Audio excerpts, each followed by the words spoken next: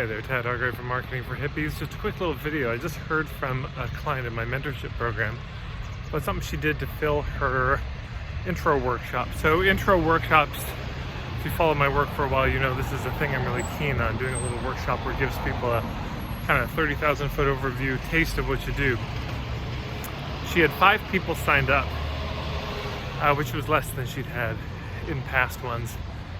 And was feeling a little antsy about it and how it was going to fill.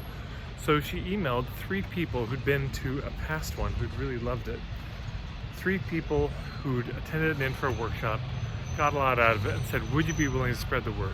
She heard from one of them. One of them spread the word on a Slack channel to 500 people in his organization or network, and 16 people signed up within about 24 hours. Now she has 21 people.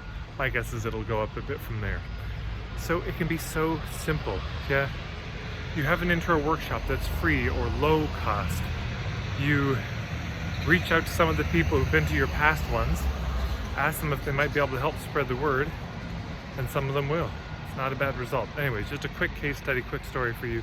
Simple little way you can help to fill your intro events.